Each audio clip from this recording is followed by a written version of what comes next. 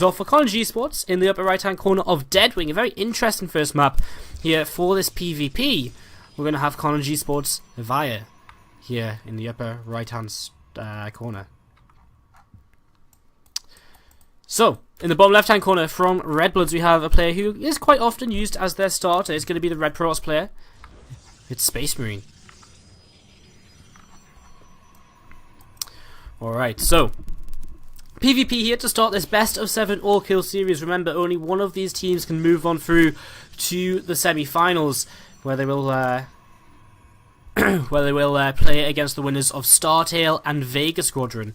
That is That is the other quarterfinal match on this side of the bracket, the lower half of the bracket. Of course, in the upper half of the bracket, we've already seen Cascade knock out Mind Sanity 4 games to 2. That took place yesterday. No, not yesterday, the day before yesterday, Tuesday. And, of course, on the upper side of the bracket as well, we also have AT Gaming and Alternate. That's being played this Sunday. So a lot of great matches going on in the playoffs right now. And here we are today with Karnage eSports versus Redbloods. A match which, honestly, I think could go any which way. I mean, I honestly don't see who takes this, because Karnage eSports, they've got a phenomenal set of players, and so do Redbloods. They've both had really good results throughout the season. They've both performed well. Yes, Redbloods have had a slightly stronger season, but they actually only, a lot of their matches were won on ace matches as well. I think they won 4 matches in a row, 4-3, which means that against anyone, they are vulnerable to losing maps, and they are vulnerable to being taken to that ace match. And once you're in that ace match, there's nothing to say, there's nothing to define, and to just say specifically this is what is going to happen. So let's see what happens here, as we both have both of these guys setting up, starting up slightly different openings. One of these guys took gas a little bit faster. I can't actually remember who it was now. It must have been Space Marine. No? Okay, they both put gas at the same time. I thought I must be seeing things. That's what you get for not really paying attention to the game. But hey, it's PvP, and at the start, not too much really going on. We do have a Stargate starting to come down here for Space Marine, and that is going to be the first tech of the game, as we see a sentry on the way out for FI, and he looks as though he's actually going to just come down and expand here quite quickly with a sentry already up. Looking to be able to force field if necessary. He's going to drop this expansion nice and quickly. And fortunately for Space Marine, he does still have a probe here in the main base. So he's going to be able to come in, scout, and see what his opponent's up to. He's going to see a lack of tech, and he's probably even going to make it down to the natural to confirm the presence of this expansion. 2 gateways on the way up here for Space Marine right now. And as these 2 gateways are on the way up, we will see him look as though he wants to commit to at least a little bit of pressure here. I mean, it's a very greedy build out of Via, as the Twilight Council starts to come down here as well. Now, if we check Space Marine's vision, he didn't actually quite see anything with this probe. Oh, sorry, he did. He saw that Twilight Council. So he sees the Twilight Council with his probe, but that's about it for now. And, again, I mean, does he really think, well, that's a little bit late. What exactly are you doing with this? He pulls the probe down to the low ground. It looks as though he is going to be expanding himself as he adds on a robo facility. This is actually kind of pretty huge for Via, because it means he's got a very early advantage here with a much faster Nexus, and with Blink on the way and what is going to be primarily Stalkers coming out for him, I can only imagine that he's going to be in a pretty sick position to be able to turn away this Oracle without taking all too much damage. Space Marine isn't going to utilize them earlier gateways at all, and Via should be able to work up a little bit of a worker advantage here, as we're actually going to see a Phoenix follow up from this initial Oracle, which is starting to head across the map now for Space Marine, looking to get a little bit of early damage done here. So Oracle coming across the map, and we'll see what he can get up to. A probe here going to be killed off. This Stalker now picking up 2 workers throughout the entirety of this game, and this Oracle coming into the main base now, deflected straight away, and without too much of an issue. Try to get a little bit more information, but there's not too much left to see. I mean, the Stalker on the low ground sees the lack of a sees the Nexus, sorry.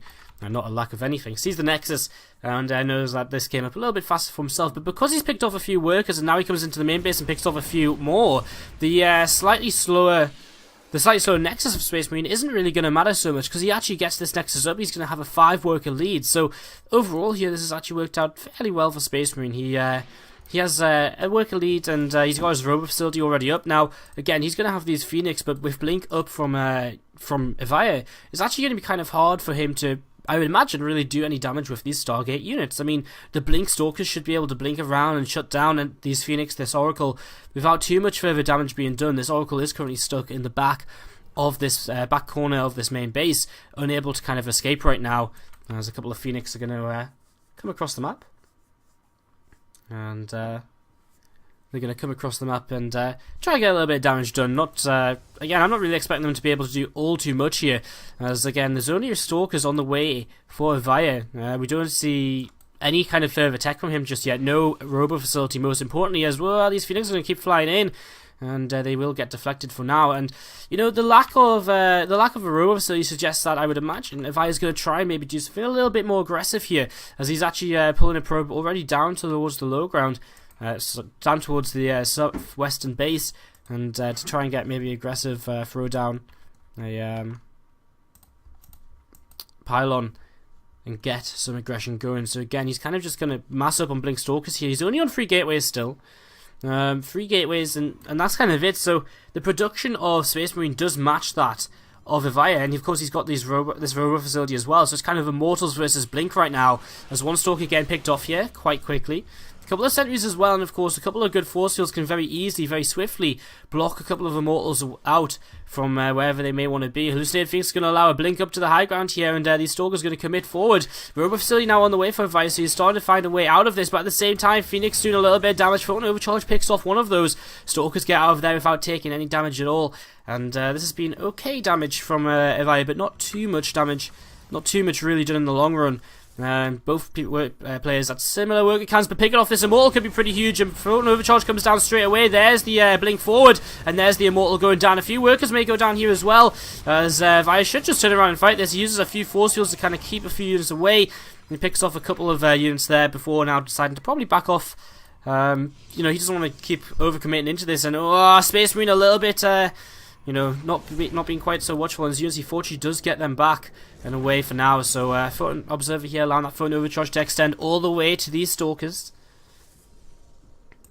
And Avaya still just kind of sitting just out of reach of this Photon Overcharge. A third Nexus on the way down for him, so he's starting to transition himself here, starting to add on his own Immortals. Forge on the way for both players as well. Space Marine though, with Charge and a Warp Prism on the way, could get some damage done himself, get across that map and be a little bit aggressive. Blinking back here immediately, Avaya seeing that there's not really an opportunity to do too much else right now, and in fact it's going to be Space Marine who moves forward here and goes for a little bit of a fight. Blink away though is going to mean these Stalkers get out without too much of an issue. And overall, I'd say he's done a pretty good job with these. He's allowed himself to get a third base up fairly safely.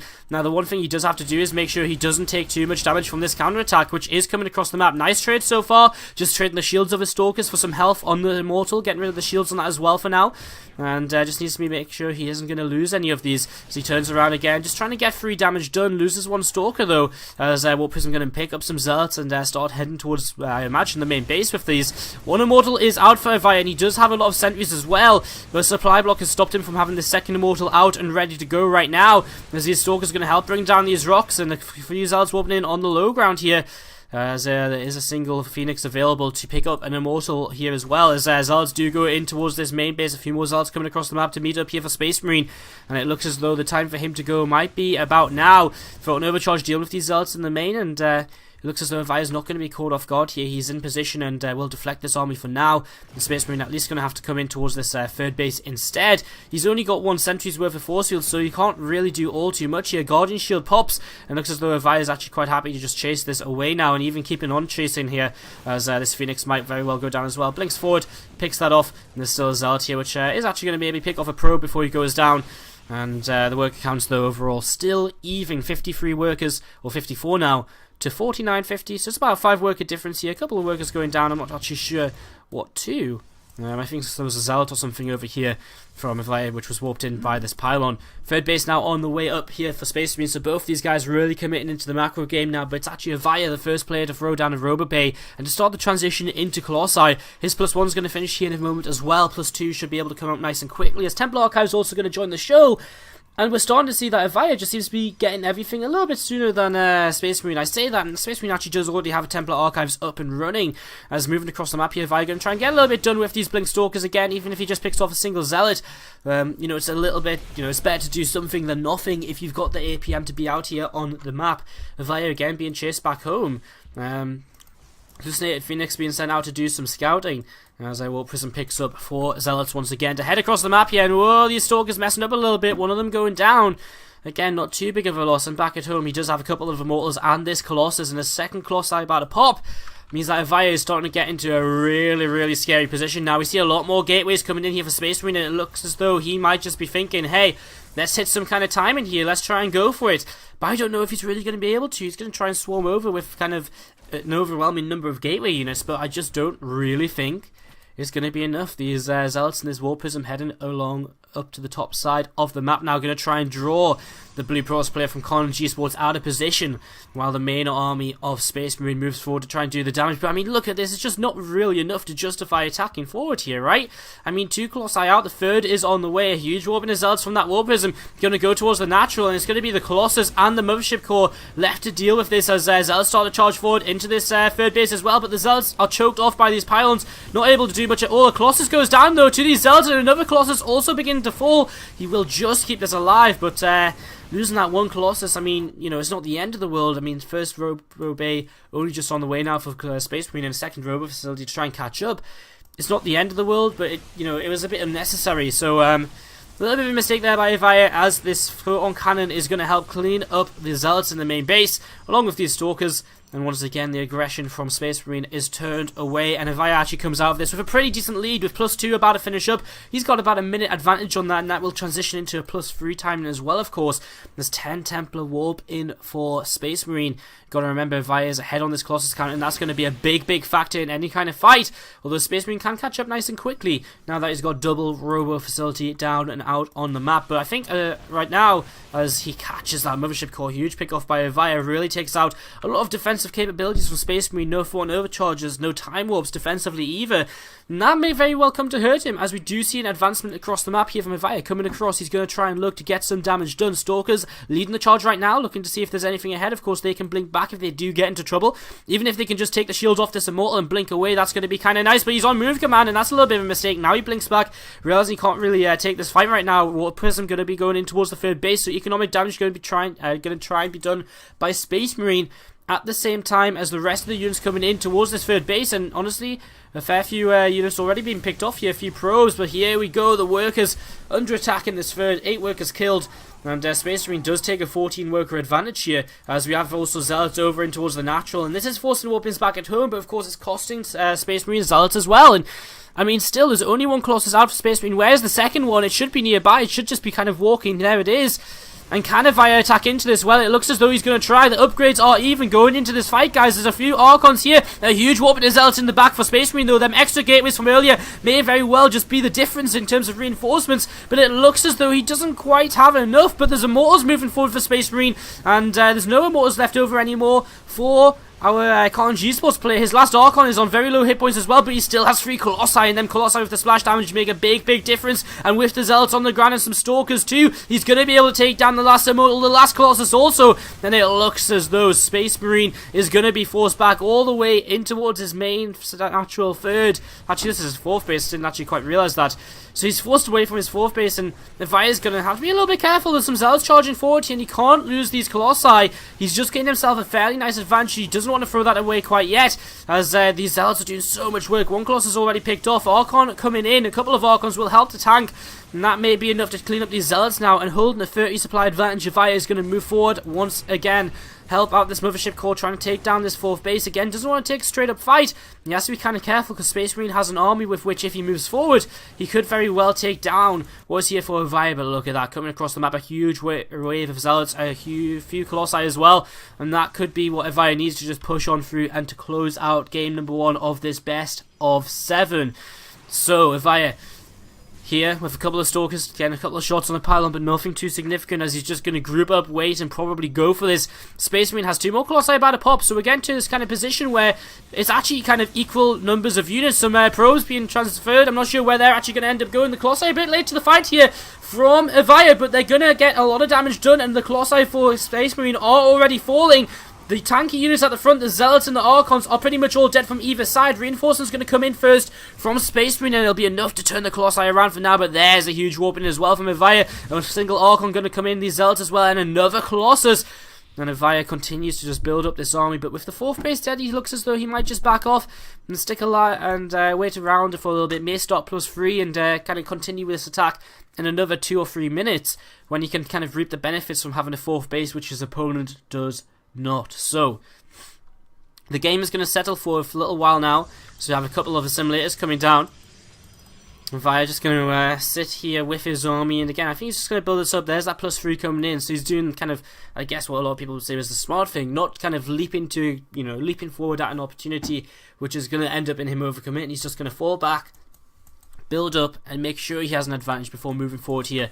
Once again, this War Prism, which has been on the map all game long from Space Marine. I mean, this is a second War Prism, but you know, he's always had a War Prism out and about on the map and still trying to get something done with it here, even though he might actually lose it because the Stalker's blinked forward. He's not quite going to be able to grab that. So Space Marine a little bit fortunate there, keeping that alive. The real problem for Space Marine is going to be that +3 finish, and once the Via gets that, every single fight he takes is going to naturally be in favour of him. So Space Marine, he's going to be forced to take kind of favourable engagements, you know, get better position on the map if he wants to actually get anything done. He's moving forward here and may try and pick off a few probes on this mineral line, but more Colossi out for Via. It's actually 6 Colossi to 4 right now, and that Colossus advantage can very easily transition into can very easily become a bit of a snowball effect if he takes a good fight and ends up with more army when Space Marine just has nothing. A couple more Templar warping in, they're going to become Archons here in a few moments time, and again, we're just waiting now for the +3 to finish him from Via, for him to decide it's time for him to move out, time to try and end this game. Another robot facility added on for him here. As what can Space Marine do? I mean, you know, he doesn't have a bad army, so again, it's all about, for Space Marine, just taking the right fight. If he can take a good fight in an open space for himself and a choke of his opponent, maybe, you know, something like that, then he could definitely make this work. I mean, with the amount of splash damage these Colossi will put out, if he gets a good few shots off early and for free, he could definitely make a fight work out for him. But is that going to be a possibility? All Vi has to do is make sure he doesn't take a bad engagement, and, you know, then he's all good to go, as, again, probes are going to be taken down on this third base. That's another 10 workers already gone just like that for Space Marine. So, Space Marine losing workers very quickly. This +3 about to kick in. We're 40 seconds away, and that is really going to be the kind of the go time, I feel. And Space Marine may just say, let's take this fight before that +3 finishes. And he does get a nice first shot on these Zealots here. And it looks as though Evai is going to be caught not quite prepared to actually take this fight, but he's going to win the ground war anyway, and he has the Archons, and that's something which Space Marine just does not have right now. And these Colossi are just going to march on forward, and Space Marine in full-on retreat right now. A few Zealots charging forward, but not quite able to do anything. And these Colossi are all going to be taken down. GG is called, and Avaya from Karnage eSports puts his team on. We have a TVP, as in the upper left-hand corner. We have our purple Terran player from Redbloods, ladies and gentlemen. It is Lil Cannon.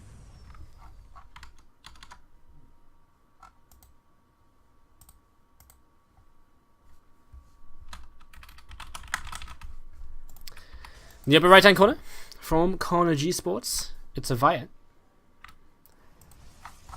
Our Blue Bros player taking game number 1 off of Redbloods by defeating Space Marine, putting his team at this 1-0 advantage right now, again in this best of 7 all-kill series. So, guys, how is everyone doing? Hope you're all doing well still. Hope you're all having fun.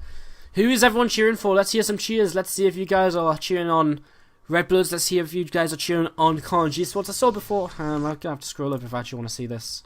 What did I see before? Someone said, I think it was FNG StarCraft saying, oh man, it was ages ago. When did I read this? I'm sure he said something like he wants to cheer on Redbloods, but Namshaw's his favourite Zerg or something like that. I can't remember. Anyways, I saw that a while ago. Hello Texas93, how are you doing? Hello Bazooka, hello Hobbit, Azilis.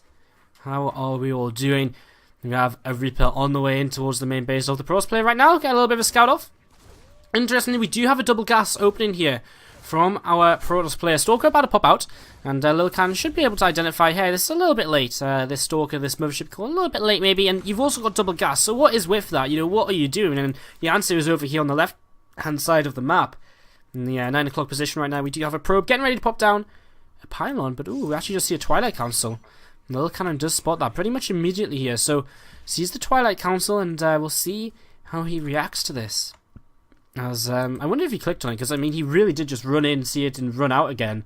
So yeah, kind of intrigued. We'll find out here soon enough, though. As Stalker moving across the map right now from Avaya, and might be very well trying to catch off this Reaper now. This Reaper might be about to find this probe, and losing the probe on the map would be a little bit of a shame. Oh, he just saw it. Oh, he saw it as well. Wow, nice little you know, nice awareness there by Lil Cannon to pick that off. Puts the pylon down anyway. He does have the Stalker on the way to help deal with this. A couple of Marines on the way out, and there has been a factory follow-up for Lil Cannon as well, as we would expect. He's the player who likes to play mech. So, this game's heating up already here because we are seeing what's going to be a one-base blink all-in from a Via on Nimbus. I mean, it's a very weird build. It's a very kind of weird map to do it on. So, is Lil Cannon going to be able to hold off? Now, I mean, I really like his kind of build to hold off something like this. I mean, Widow Mines are, you know, kind of okay. They're not the best. They are not the best as, you know, they're not the best in terms of, you know, the Stalkers can blink away from them and they won't hit. But they're still, you know, they force them Stalkers to blink away. They force the Stalkers to use the blink when they might not want to otherwise. And, again, these first initial Stalkers not able to do quite too much. Now, I imagine the way which, if Via's going to want to do this, is probably blink into the main base over on this side. I think that's probably going to be his best bet. He could try going up here, but there's that bunker there already. And his pylon positioned in such a way that that could be a possibility. Mothership Core has to be careful, doesn't want to get blown up by a mine. And he will actually use this mine shot now to just come up here with these Stalkers. And he's in range of that bunker trying to pick off that reactor. Maybe if he came around this side he could get that. But again, he's not going to quite be able to make that happen over here. A couple of SCVs pulled over to the left. I'm not sure what they're going to try and achieve, as these rocks are going to start being worked on for Robo Facility on the way as well. So Via, what's he going to try and get done here? As Lil Cannon with a siege tank on the way out is starting to get into a position where you just kind of wonder, are Blink Stalkers really going to be able to break this, especially off of one base? So he's Debris getting taken down here. As the Mothership Core actually heads in towards the natural expansion. This is kind of nice, stopping the mule from mining, getting a little bit of damage done, forcing some Marines out of bunkers and over towards this natural. Mothership Core will have to retreat away from here, gets one kill on a SCV there, and now will escape. A single Stalker getting that little bit of a blink trick going there, and gets that mine to disappear. Oh, there's another mine though. He's just going to blink straight through though. He's going to get that siege tank here very quickly. There's not another siege tank on the way, and that lack of production here could really hurt Lil Cannon as you know, coming up to the high ground now, these Stalkers are picking off the Marines like there's no tomorrow. And I mean, if the Mothership Core was here, Time Warp could actually be really, really useful. These Stalkers actually taking a lot of damage. He's actually going to get surrounded with a couple of them, and that's not great. He's only killed off 3 workers so far. He gets a blink on more of them. Reaper as well, helping to chase right now, but still, Lil Cannon not really producing anything. And continued warpings should kind of be enough for Via to keep moving up here, and that's what he's going to do. He's just going to keep blinking through these mines. He actually just blinks away in time there. That one Stalker on the high ground, going to keep that there as long as he can to keep on picking off SCVs. 7 killed so far. Another tank about to pop out though. So slowly but surely he's kind of running out of time to do damage. I mean, one Reaper isn't scary. There's a tank popping out. He might get a couple of Stalkers with this, but it goes down very quickly, and actually Lil Cannon's in so much trouble. Why wasn't he building another tank you know, soon enough? I don't know. And SCV's being pulled here. These Stalkers going to have to blink around, and well, 15 workers killed so far. I mean, Lil Cannon's still at a worker lead. Another tank on the way, another couple of Marines being made. But of course, Via just has to keep warping in Stalkers, and he's going to slowly take down Reapers, slowly take down Marines, and just get rid of the actual DPS in this. Where's the next wave of Stalkers? Not coming forward just yet. And he is continuing to lose these Stalkers, which makes it quite hard to justify Blink. Just in time.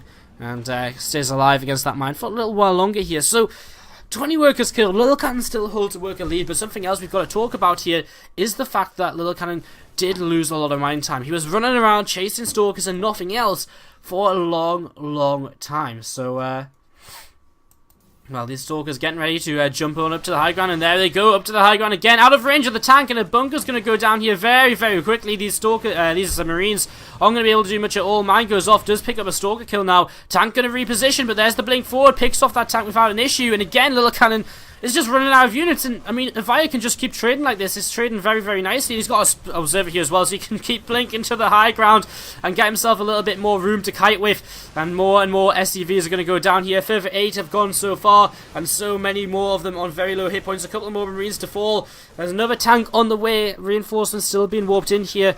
And I mean, this game continues on as it's gone all game long so far.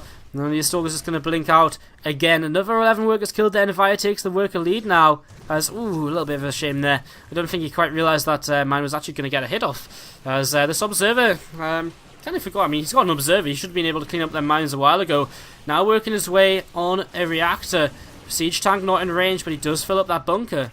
And Via, what does he do from this point on? I mean, it's still not game over by any stretch of the imagination. There's a blink up to the high ground though, and this is the problem. Because he's only ever got one tank out at a time, and he can't really seem to afford another soon enough, he just keeps on taking damage like this. And there's another tank gone. A nice mine hit there, and that really will help him here as he starts to run out of units. A mine hit like that is kind of something he really did start to need. He's going to be able to blink down again, and I mean, just keep this going. Another tank is a long way away, but this one Hellion actually picks off a Stalker. More Stalkers coming in though, and I think this may very well be the end. And Avaya, unexpectedly perhaps, taking a 2-0 advantage at the start. I mean, one game, definitely you can imagine that, but Lilla Cannon falling down, I mean, he's been such a big player, such an important player for Redbloods throughout the entire season, and for him now to be able to actually fall here without taking down a single player of Karnage, you've got to kind of start worrying a little bit for Redbloods. Are they going to have what it takes here to really make this happen? Blinking these Stalkers back, the bunker's going to fall, and I mean, slowly but surely, Lilla Cannon's base is being breached. A tank about to pop, and these SCVs will help defend with it now. As just kiting away again, the Stalker's going to keep on doing damage, keeping on resetting this worker count. 38 workers killed throughout the game. Another tank falls. How many tanks have we seen killed off? 5 tanks. 28 Stalkers killed as well. So it's not like these units have been being killed off for free. But Avaya's just had a little bit more to trade with. I mean, the lost mine time from chasing Stalkers around with SCVs is a big factor to this. GG is called. And there we go. Karnage eSports take a 2-0 advantage in this best of 7 all kill, and they are now in the lower right hand corner. It's our Blue Pros player from Karnage eSports. It's Avaya taking Karnage 2 games up already. A fantastic performance from them so far, and we'll see how he's going to do here as things continue on. In the upper left hand corner, ladies and gentlemen, it's our Green Zerg player from Redbloods. Oh yes, it is Hanfi. Alright, good stuff guys. How's everyone doing? Who are you guys supporting in the chat? Do keep letting us know. Keep letting us know who you want to see play. I know a lot of you guys out there are, Redbloods fans. I know some of you guys are Karnage fans. So let's see who you're cheering for. Let's go through these stats a little bit on the screen, I guess, while I've got a little bit of a slow opening in this PVZ. So yeah, I mean, Redbloods is their first season in the SC2ITL, so we don't have any previous performances to go off, but, based on their group stage performance, I mean, they couldn't have given us a much better outlook on what they came here to do. They came first in Group B, and that includes a lot, they only lost to StarTale and I think AAA, but they beat teams like AT Gaming, last season's champions. They beat a bunch of fantastic teams, and yes, a lot of the games were close. They didn't have that great a map score. In fact, Karnage eSports have a better map score with only a match score of 7-4. So, they didn't have the best map score, but they won. They won the matches, and that's what it comes down to. A lot of their matches were team effort. It wasn't just one guy having a good day. The whole team always came together and performed, and that's what makes Redbloods such a scary team. As, of course, we look at Karnage again. They placed 4th in Group A. They just snuck in there. A very dominant performance in the last couple of weeks to get their map score up above that of Team Extreme Supremacy, who just missed out on that playoff spot. Again, they've played in the previous seasons of the SC2ITL. They've not done so great. Last season in particular was a really great shame. They actually barely qualified. In fact, did they even? I think they just about qualified for this season again. So they nearly weren't in Season 3 of the Team League at all in the First Division, which would have been a great shame considering they're now in the playoffs. So, kind of goes to show just, how unfortunate Karnage eSports actually were last season. And honestly, that is true because so many of the matches which they lost were they just lost in the ace match, and they just had such an issue with kind of finishing off their matches. It was kind of sad to watch because it really was hurting them, to an all new level. It was really, really getting to them. Anyways, we have coming back across the map now. We have Avaya just with this probe. He's going to actually head back and try and get a little bit more information. Wants to see if that third base is coming down. He went for a Nexus first here into that forge, cannon up, and a gateway on the way down as well. So pretty much nice standard stuff here for Karnage eSports, Avaya, and from Hanfi as well. So I think it's going to be quite interesting to see. I think it'll be quite interesting to see how exactly Hanfi's going to play, because from what I've seen from him in PvZ, he really does like Swarmhost. It must have been in SC2ITL. I can't remember any matches specifically, but I'm pretty sure he always likes to play this map, and he always likes to kind of play Swarmhosty styles on it, and of course it's a great map to do that on. Yeah, we're just watching Hanfi's vision here right now. As Battle.net crashes. Oh, good. So yeah. I've lost my trail of thought now. So yeah, Hanfi's had some very good results throughout the season. When they played against Redbloods, he was the player who took down Curious in a ZVZ. And yeah, just in general, A lot of strong plays from him. I think he took down Cass as well when they played against Cascade. No, that's not right. That's not true actually. I think that might have been a different clan war. Was that not the Cascade Clan League? Maybe they did that in. I can't remember. It might have been RSTL. I'm not sure, but you know he's been playing well in the last couple of months. I guess is what we want to say. So yeah. Oh, you lost against Gravity. That's it. Okay. Sorry, I keep thinking it's AAA. My bad. So yeah, Redbloods lost against Gravity, which was actually a little bit of a surprise as well. But they had some very strong players at the end of the season. Overlord here is going to get taken down, gets nice information though, sees these extra 3 gateways on the way. Nothing too much to be told, but that's 3 extra gateways coming in before we actually see any any real tech. So some kind of aggression perhaps on the way for Via brewing up here. But he takes his extra gases now, so we'll see where he goes for this in the next few moments. As popping out here, this mothership core. Going to be moving forward, moving out on the map a little bit. Going to come across here, and it looks as though he might just want to take a third base here. Maybe then drop a Twilight Council to line up with +2. I think that might actually be what we're seeing here. So yeah, Via actually forcing this Zergling away, and we'll come in with the probe now, drop this third base in the pylon, and start getting his defenses set up over here. A few Zerglings coming across the map here for Hanfrey. Nothing the mothership core and Zeld shouldn't be able to handle. And yeah, you should be able to deal with this without too much of an issue. So these Zerglings come in now, and they might get the probe actually, and that would be a nice little pick off. He needs to kind of run around, and well, okay, he's going to get the probe into the main base at least. So he keeps the probe alive, which is nice. The Zerglings, a couple of them get away, and that's about it. So not too much else going on right now. A couple of hallucinated Phoenix going to be able to go scout out as some sentries moving into the map. We'll take down an Overlord here and a Zergling. Via now pulling back just a little bit. These 3 Zerglings have turned around though. They're going to actually try and get this probe once again, and they might just get it this time. It's so close. This one Zergling just gets taken down, and the probe will survive to add on the extra gateways here to block off that cannon. Back at home, Hanfrey actually going for a double Evo and using that to get melee upgrades. So looking as though he's going to be playing a very... I mean, this can still be Swarmhost. I've actually seen quite a few times now double melee upgrades into Swarmhost style of play. Of course, he could go into 2-2 as well, and maybe in towards a quick hive and end up going into Ultralisks nice and quickly. It's kind of the more standard way of going about things. So let's see how he decides to do this. I think someone did this the other day in PvZ in Cascade versus Mind Sandy. I think it was Cyril versus Adominus, I believe. I'm not 100. Can't quite remember. I think it was though. I'm pretty sure it was. Anyways, we'll see what Hanfrey exactly what he wants to do fairly soon. We do have a bit of an attack coming across here from Evaya, and of course he does have plenty of force fields and recall to get out of there if things do get a little bit scary.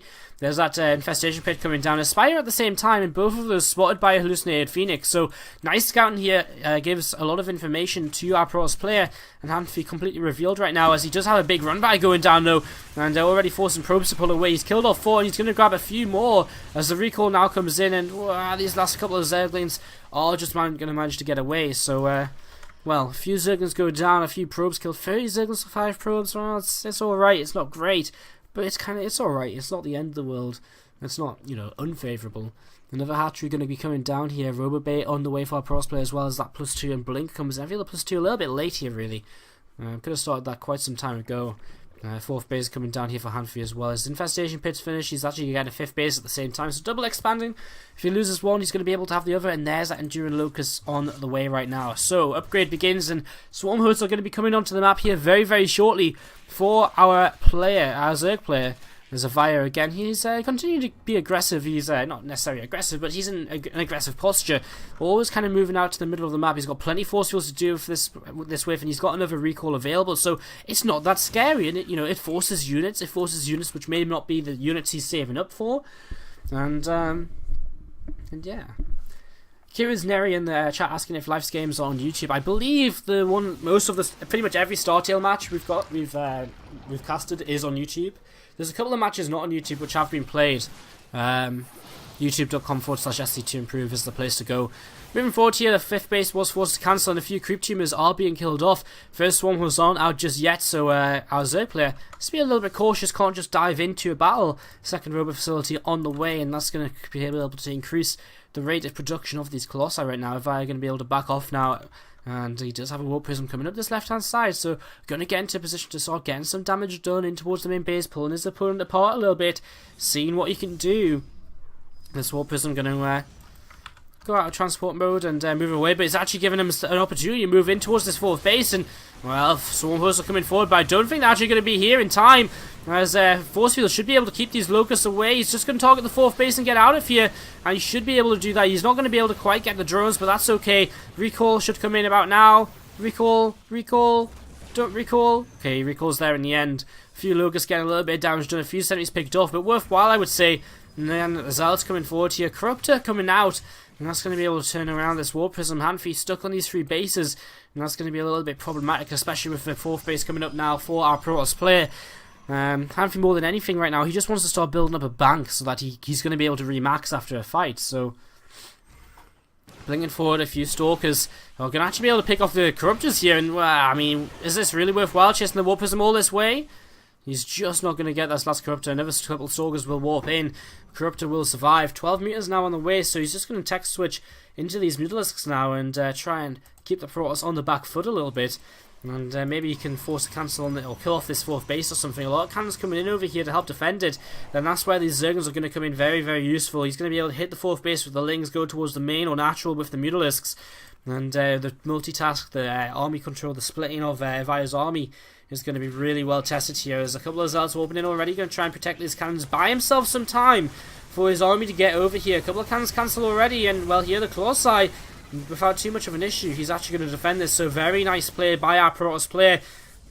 Pretty much, nigh on perfect, I would say. He just pulled away just enough to deal with that. Hasn't been, led too astray of the rest of his units. And honestly, well, he left some back at home, but there wasn't much need. There's nothing actually over here just yet. The Mutalisks are currently positioned to the right-hand side of the map.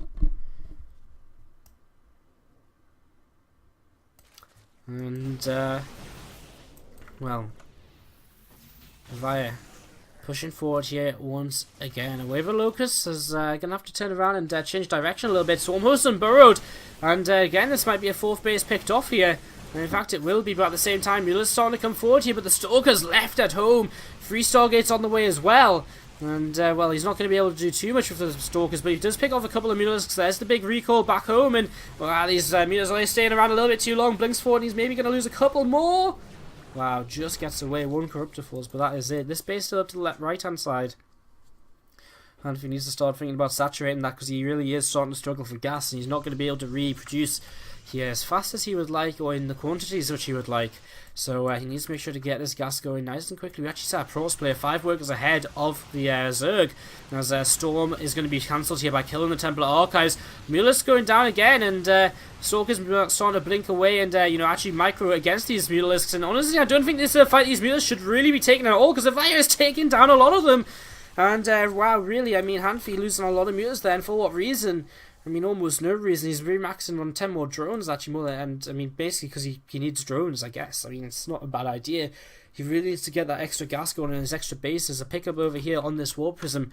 A few more Zealots maybe ready to go in towards this main, but not really too much to pick off. I guess they could get the Infestation Pit, they could get the Spire.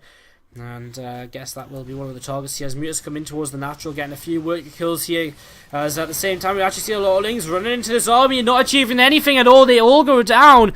These Zealots not being used just yet, as Mutalisks are going to pick off, I think, the Mothership Core there. A few more Stalkers being warped in a cannon to help back it up, but there's a lot of Mutas. And I mean, with Vaya not happy to just move across the map and try and kill his opponent, he wants to come back, he wants to fight this, and Hanfi turns around again.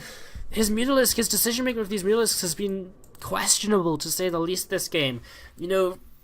He seems to have been thinking, I can take these fights, I can fight this, but he's just, every time he says that, it just seems to not be a great idea. He kills some Stalkers, yes, but what would you rather be? The Zerg stuck on, only just getting your fourth base gas running and losing Mutas, or would you rather be the Protoss player losing Stalkers when you've got a 4th base up and it's not even really being contested yet? Again, moving into the middle of the map, the 5th base goes down, some more Corruptors, some more Mutas, and some more Swarm Hosts, all in production right now. As, well, I'm not sure where that Mutas actually went over here. They've turned around, realizing they might actually be needed to just fight the army. Another cancel there on this hatchery, and turning around. Avi's going to try and escape, and these Mutas are going to come in. They're going to pick off one Colossus here very quickly. And he's just going to fight with everything, but, I mean, he kills off 2 Colossi, he has to turn around again. Stalker's blinking forward, Locust not quite going to be alive long enough to really achieve anything. And again, Avaya's in this aggressive position, moving forward, forcing the cancel on the hatchery. Locust going to chase this army away, and, I mean, this kind of back and forth game continues, but it's definitely Avaya who's taking 2 steps forward before being pushed only 1 step back. And 2 spine crawlers on the way in here. They're not going to be left to live for very long, so we're the Swarmhost burrow now. But surely aware of force field is going to be more than enough to deal with this. And, well, continue to back off here. The Colossus count is decreasing. The Mutants continuing to fight, and Corruptors here as well. The Colossi will all go down, and Vaya losing a lot. And he's actually going to lose every single Colossus. Some Archons coming in now as well. I mean, he's traded so well, though. He loses all his Colossi, but he's killed off pretty much every single Mutalisk. And, I mean, you know, there's Corruptors in the sky. What good are Corruptors when there's no Colossi? Well, fortunately, there's a couple more Colossi on the way. But Vaya's got a 5th base. He's got a bank to actually build stuff with again. And Hanfi, he's still got his 5th base dead. His 4th base, kind of, you know, not many drones here, is there? To say the least. This Spire was saved from that earlier War Prism attack. We didn't quite catch that on the screen, sorry. Vaya coming across here, and now he's just going to kind of change up the direction of attack once again. I wonder if he was just checking for this base, or if he was actually thinking of going to the natural. Looks like he's going for the natural. With the lower Mutalisk count now, I mean, there's not as many mobile units for Hanfi, sorry. So Hanfi is still in a little bit of trouble, having to move these Swarmhosts from left to right, from right to left.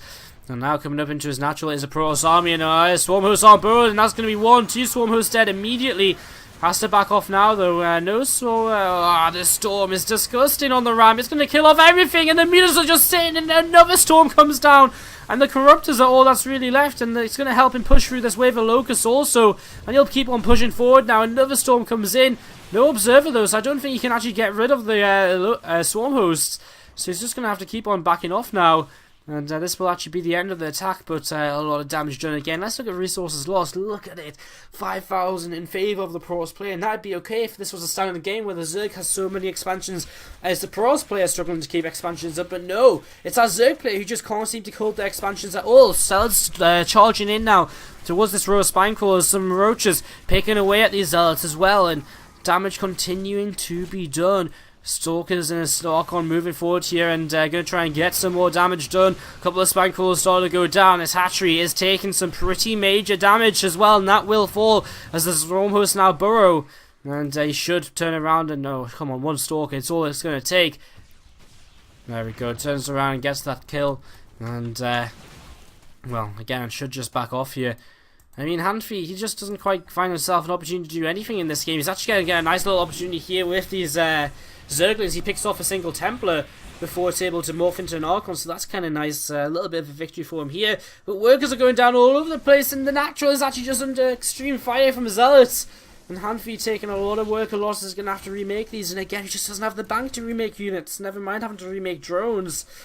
And a few Zealots walking into the natural as well. And they're going to keep on killing off these drones. It just doesn't end. The massacre of Zerg units.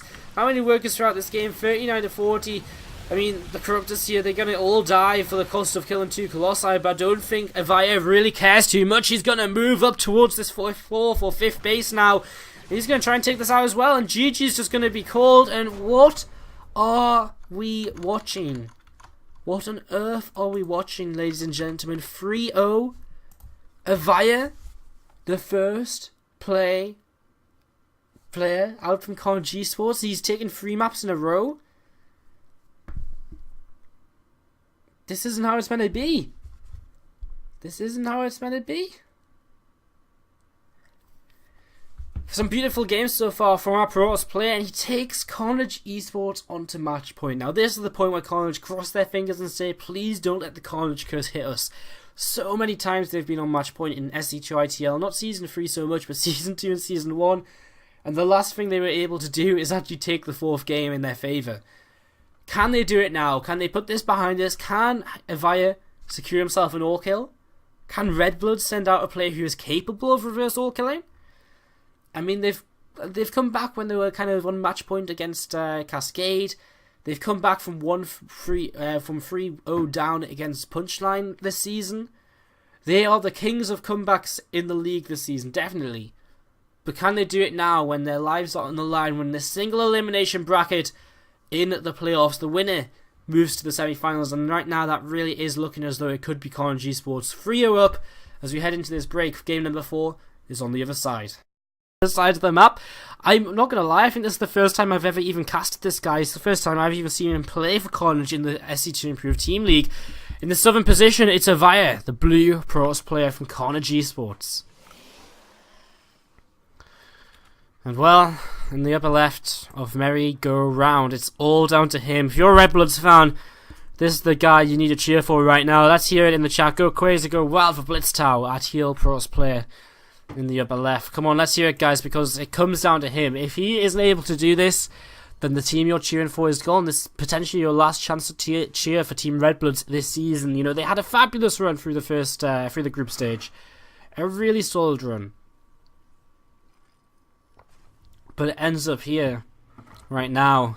And, again, the future ain't looking too bright, to say the least. This is Blitztow up here in the upper left-hand corner, and he's being scattered right now by this probe of the fire.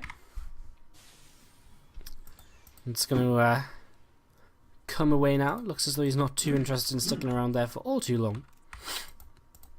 We have a SCV coming up here as well right now, looking to try and do a little bit of scouting himself, but unfortunately he is in the incorrect location for that. Going to have to go down to that bottom base instead here before he can actually get anything. He does have a Reaper on the way, and you know that means that that SCV scout might not even head across the map. He might just come back home, and it looks as though that is what it's going to do. You know, the important thing is he found out where his opponent is, and the Reaper's going to be able to get the rest of the information, so it's not too big of a deal. Result gets cancelled, so he can put his Nexus down nice and quickly, and Avaya is going to be able to drop his Cybercore and so on in a couple of moments here. He's been mining some gas. Sorry, he's already got his Cybercore down. It's not that early of an expansion. So got his Cybercore down, going to be able to drop the warp gate, get the mothership core started. This Reaper going to jump in now. He's going to be able to spot the natural straight away. So already pretty much got the information he needs. Be able to see also now, well, I mean, he can pretty much know this is just a single gas expand, and that's pretty much all he really needs to see. He knows that any kind of gas opening is out of the question. You know, there's not going to be any kind of mega fast Stargate. He's not going to rush DTs at you or anything. So, you know, he's got a pretty good idea about what's going on. So, nice little opening here from Blitztow. Pretty much what we'd expect to see from a Reaper opening. And back at home, he's got a couple more barracks on the way up. He's got a reactor down as well. And, yeah, 3 barracks on the way up. So, he's just going to transition straight into his this barracks play. Twilight Council on the way down for a pros player. So, let's see what he wants to do with this. Of course, he played a PVT early. He went 1 base blink all in. Here we go now. Let's see what he wants to do with this blink. See if he just goes for 2 base blink all in. Maybe he goes for a DT rush. Who knows? Go Avaya. So ready, says Namshar in the chat. Namshar clearly not too bothered that he might not get the chance to play today. Zilla's cheering for Blitztow. Go, go, go, Blitztow. Come on, guys. Let's hear some more cheers. Let's see who you guys are supporting. Blitztow gets a probe kill. And that will be, I believe, first blood of this game. Reaper picks that one up. There's that blink coming in. So not going to be DTs or anything. Just 2 base blink for now. No over facility even. We'll see if that gets added on as well. See how much Avaya really wants to commit to this. See how much he really wants to try and make this happen right now. Reaper comes back to the middle of the map and then swiftly turns around.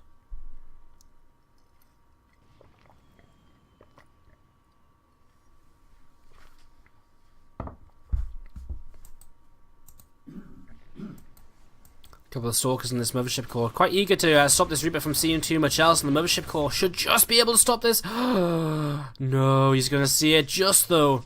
And that's a little bit unfortunate there in the end from Avaya. He's going to get scouted out that he's got this Twilight Council on the way, and 3 extra gateways as well.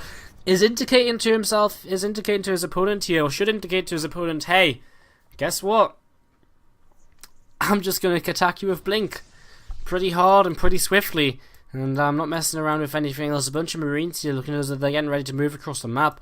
Stimpaks on the way, and he's had combat shields or something first. No, just Stimpak on the way. Okay, I guess we're only 7 minutes in the game. Factory on the way as well, and that engineering bay coming down. So that means a very standard build order here from Blitztow. He's just getting everything a Terran player would need. Scan comes down here, and he sees an extra gateway finishing up.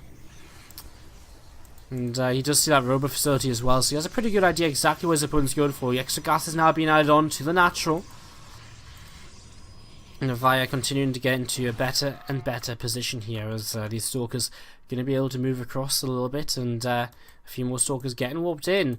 But how much can he really get done with these? Yes, he's got Blink. Yes, he's got 4 gateways making Stalkers at a time. I guess what he's really going to want to try and do more than anything else is just try and keep his opponent on the back foot, keep his opponent at home, immediately in here, and just has to blink away, taking a lot of damage on the first Stalker, and won't push it any further just yet. But as an observer comes across the map, he may very well try jump into this main base, pick off a reactor, maybe pick off combat shields or so. And again, Blitztower, he's not moving out just yet, so he's doing a good job in one sense of the fact, in terms of he's keeping his opponent back, and he's not letting him move out of his base, at least freely. So again, Blitztower under a little bit of pressure here. RoboBay comes up behind this, so Avaya not committing too much to this. Observer coming forward here as well, and there's a stim. Of course, there is Blink available, and he will just blink. And of course, these units can't really afford to chase. By the time they catch up, stim expires, and then they've got a stim again. Then they're on kind of low hit points, and then they probably can't actually win the fight. So, Observer coming in. This high ground vision could allow him to pick off a couple of Marines here. He may very well wait for these units to move out before blinking up in towards the main. He is positioning his units to do that right now, moving this Observer across, and I don't think this Terran army is ready for this at all, and now he's going to have to pull it up to the main base, and he's going to lose concussive shells. Okay, well, it wasn't Stim. He's going to lose combat shields. Of course it wasn't Stim. He's, Stim finished a while ago. We saw him use it already.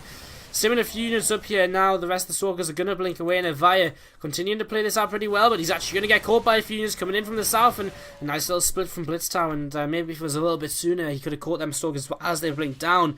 That might have been a little bit nicer. Unfortunately, that's not what he did there. And there's a few units fall back. Now Medivacs are out. Going to be a little bit harder to do anything against this bio army, but because it's so stimmed already, these Medivacs are going to have a lot of their energy drained very swiftly. Tech labs have been rebuilt and the upgrades start up here once again, but this continues to just delay our Terran player. As we're actually maybe going to see a bunker die, or he's just going to pick off a Marine or two. Better something than nothing. And again, I mean, he's not taking any real damage for this, so starts up a third base as well. And Avaya's just playing this out so well. Like, so well. And moving forward once more, looking to try and see what he can do. As Moros get a couple of shots off there, and Avaya losing a lot of hit points on one of these Stalkers. And again, just going to keep trying to do whatever he can, pick off a little something, and then move away. And again, 2 Marines, now 3 Marines, and moving back. Again, that lack of combat shields is starting to hurt Blitztower, as he might be about to lose another Marine here. And again, he's just, our pros player is just trading, and, well, has he stuck around a little bit too long, maybe? He might be able to turn around and take this. I think he might just have to, Blitztower will stop chasing to take down the pylon, and that's going to allow Avaya to be able to get away here. Scan comes down.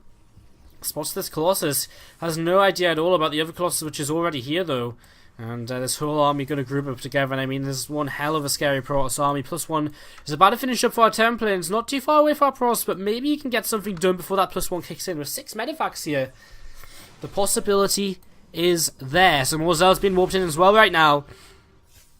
These units are going to turn around, get away. Medivacs are going to use their boost, and they're going to try and escape as well. I'm not going to quite be able to get any damage done, and that is the major factor here. Our Protoss player survives, and he stays in this game in a pretty good position on 3 bases. I mean, where's the 3rd base for our Terran player? Absolutely non-existent right now. He's on 5... whoa. Out of nowhere, the 3rd orbital command.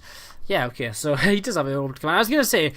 is it so? What's he gonna? I was about to say, what's he gonna do? SCV pull? It's kind of weird to get an armor if he's just gonna SCV pull, but of course he's not, because guess what? He actually does have a 3rd base. So 3rd base is hiding in the natural, and he'll actually find a couple of pylons here. This will supply block Avaya, and that's gonna put him at a little bit of a standstill in terms of unit production for a few moments here. And whoa, big drop gonna come in. 3.5 Medivacs of units will come in towards the main base right now. Another, a couple of cannons here.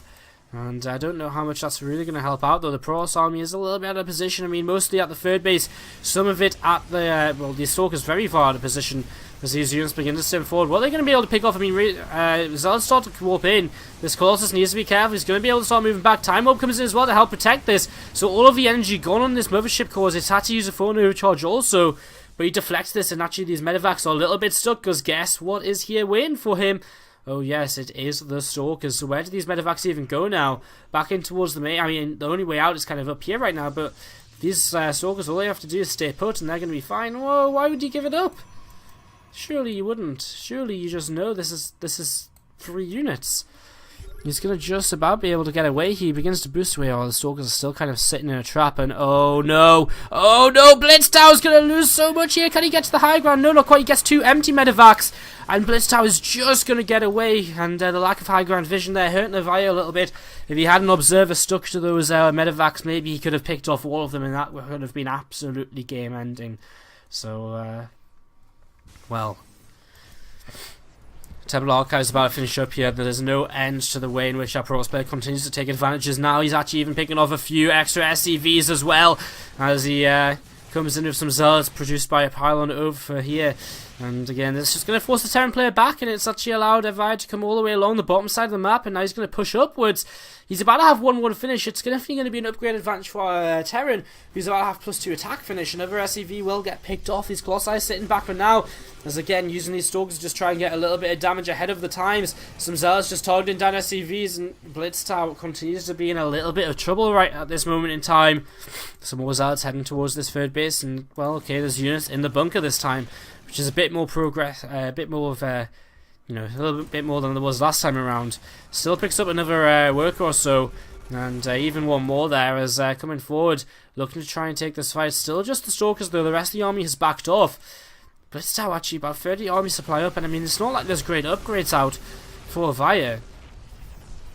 So, I mean, it's very much so a case of just Avaya really is just teching that little bit harder, and again, he does have Storm about to finish.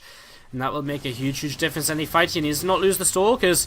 The Splitstown might just keep moving forward right now. Scans, he sees the Templar added into the army. He surely knows he just cannot fight this without the Ghosts. I mean, Ghosts are starting in production, but they're not here for this fight right now. And that is going to be kind of the decisive factor in whether he can fight this or not. And again, the answer is he cannot. And we'll just have to move away for now. Some more Zealots are actually going to pick off a Ghost, which has just come out of production. And that's already a nice pickup from these Zealots. And Avaya, with this continued aggression, just keeps on getting himself more and more advantages as he begins to move forward here. A couple of EMPs used, but there's so many Templar available. Avaya is going to back off anyways, but I think them EMPs were used a little bit preemptively there. As Blitztower continues to kind of stack up, get ready to go. A few more Zealots. Warping in. Oh, and a couple more Ghosts are going to get picked off. He lands an EMP at least, so that one actually manages to survive, but used his EMP. I mean, again, there's absolutely nothing to really stop all of these Templar right now. As Zealots run in towards the natural expansion once again. Blitztower continuing to lose workers.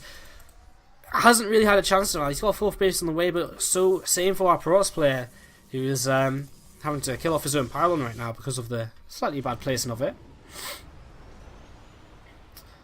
And now coming down, looks as though Blitztower is going to move across here. Looks as though this pylon's going to get taken down. There's a Templar here. Looks as though Evai is not really noticing that. And he will lose this without... Oh, he nearly turned around and got the Storm. Selected it just at the last moment there, but didn't quite land the Storm off. Could have been quite large if you just landed on the army. And moving forward here, a couple of Templars in front, and they're again going to go down. Uses the one which wasn't being fired for the Storm, so a little bit of a mistake. Mothership Core goes down as well. And Blitztower is still in a position to make this work. Upgrades 1-2 for the Protoss against 2-2 for the Terran. Dark Shrine about to finish up as well, as these Ghosts need to be very careful right now. A lot of Colossi as well. We're up at about 14 Vikings, so Blitztower has what he needs to make this happen. But can he take the fight? As again, at the same time back at home, Zealots doing work, picking off SCVs. Now 46 SCVs remain for Blitztower, and I mean, this just continues to get worse and worse and worse for him as we're actually starting to see a little bit of a fight here. These Stalkers going to be able to turn around and get a good fight on these Vikings. A lot of them are starting to go down. A couple of Colossi taking damage but not dying, which is the important part of this.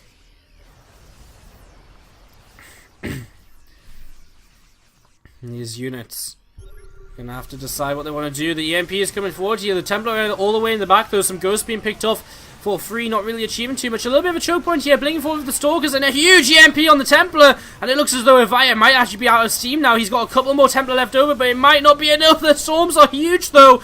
Will it be enough? There's the Zealots warping in, a couple of Archons coming to join the fight as well. Can these Zealots get it done? I don't think so. I think Blitztown may have just about done it. The EMPs were huge on the Templar there, and the Nexus is going to fall. And the Groves are going to go down, and oh, this game looked great for Evai all the way through. He's got another run by coming in here.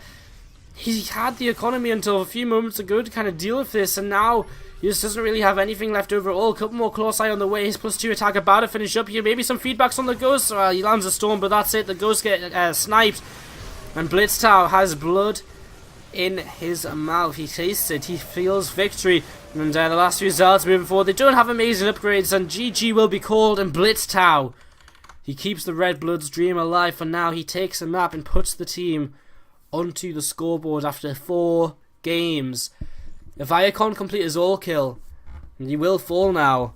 But wow, what a run he had. He took down, let's just remind you guys, Space Marine, Lilla and Hanfi before losing to Blitztow. And what a job he's done for his team. Now Karnage eSports have 3 opportunities. They get to pick 3 players, put them on whichever maps they like from the remaining maps to try and take down Blitztow. So they can just look at the maps, decide which map is best for which player, and say, right, we're going to put you out on this, you on this, and you on this. 3 opportunities. So Blitztow has all the work cut out for him right now as he heads into game number 5 with 3 more maps to go to take his teams to the semi-finals, and of course Karnage just that 1 map away. Guys, if you're enjoying the show, make sure you hit that follow button on Twitch. See when we go live again in the future with more SC2 Improved Team League games. We'll be back in a few moments time with game number 5 of this best of 7 all kill from the match between Karnage eSports and Redbloods. Redbloods have started their way into a little bit of a comeback here, thanks to, let's start up here with Redbloods then, thanks to the blue Terran player in the upper right hand corner. It's Blitztow. Twitter says Leeds. Well, you see, Leeds is because I go to university in Leeds, but I'm from Newcastle, so I'm from North East, which is fairly close to Scotland. It's pretty much as close to Scotland as you get, really, as far as major cities go, I guess. In the upper right here, Redbloods, Blitztow again. He took down Evaya in game number 4 to keep his team's hopes and dreams alive in the 3rd season of the SC2ITL. But now he has a much greater task ahead of him as he is up against a Red Pros player in the lower left-hand corner. Perhaps the strongest player on Karnage eSports. One of the best players in Norway. It's Ike.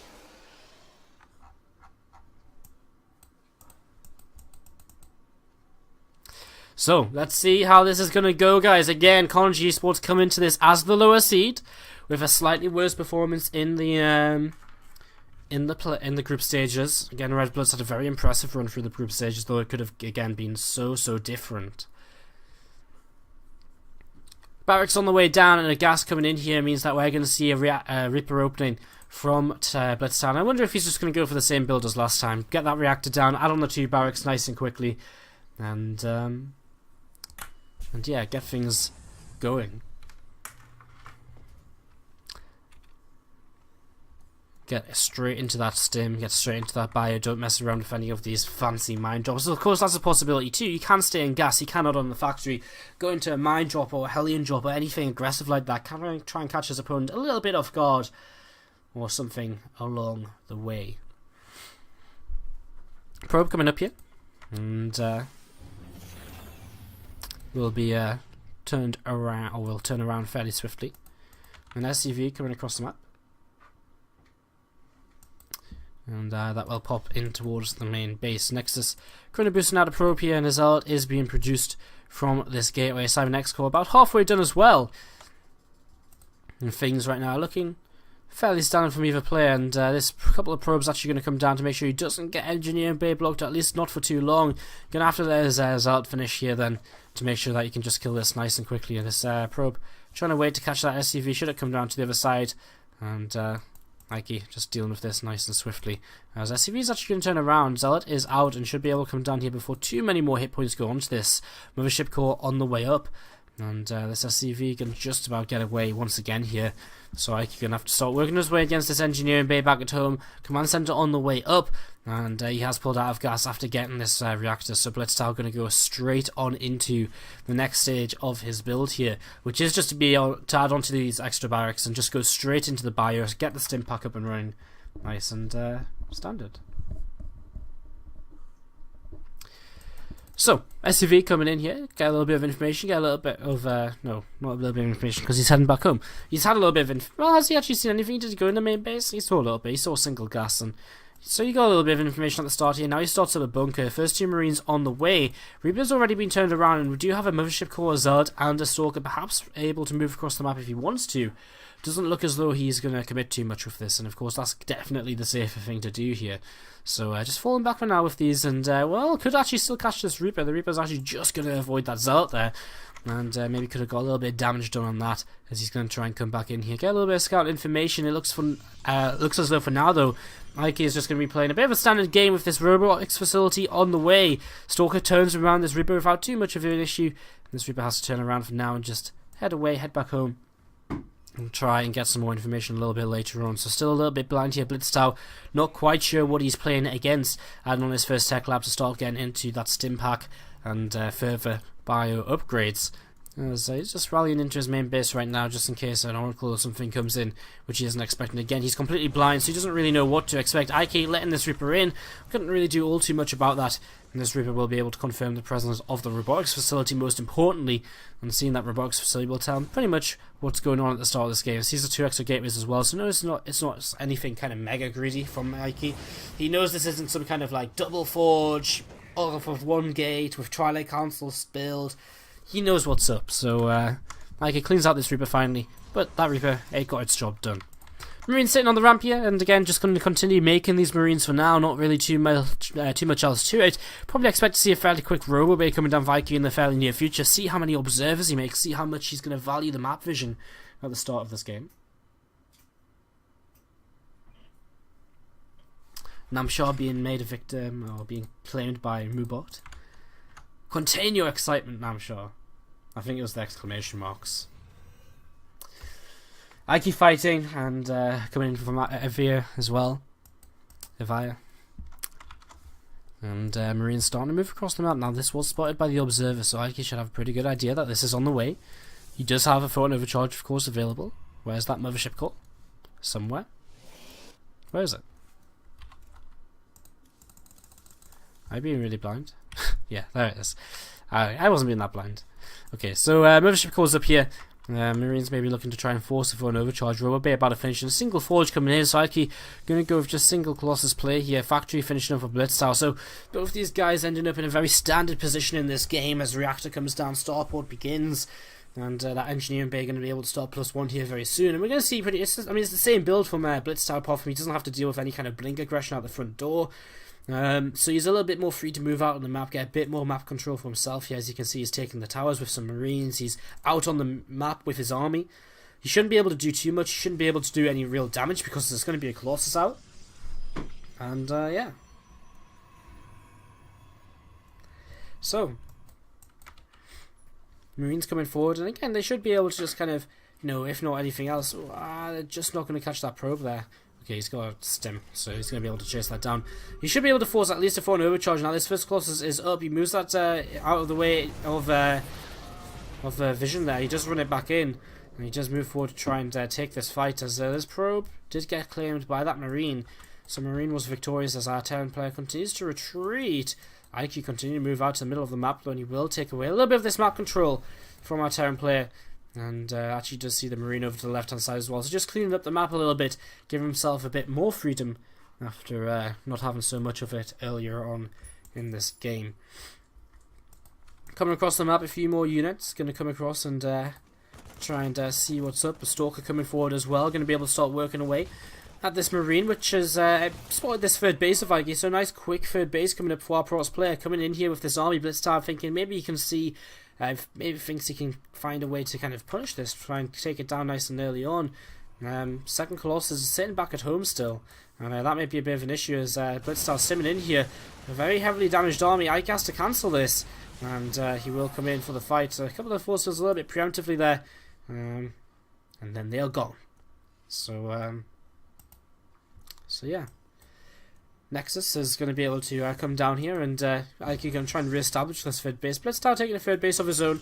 If Ike had that second... I mean, he didn't really have any vision over towards the third base. He didn't have an observer kind of here or anywhere. So this is kind of the one place on the map he didn't really have any vision. So it was a little bit unfortunate for him. As this Terran army continued to bulk up and continue to look to move forward. Blink about to finish up Ike in the near future. As these units are kind of coming in towards the natural now, and Ike again just going to have to keep on top of his army position. Again, a single Marine coming in towards the third, sees the entire army over here, so he knows where this army is. And, well, a single Colossus is going to join up with this. So, I mean, now we're on 3 Colossi, and it's getting to the point where really the Terran army can't fight this without Vikings. And he's going to split up his army a little bit. So he's going to try and hit the third while also maybe coming in and fighting at the front. But Ike not doing too bad of a job either. Starting to send a few units to the main, maybe expecting something like this. He sees with the Observer what's over here. He knows the rest of the army is over to the right-hand side, though. So he's well prepared. He knows what's around. And, it's actually just going to be an attack at the front from Blitztower. In fact, he might try and come in from 2 different angles at the same time on this one army.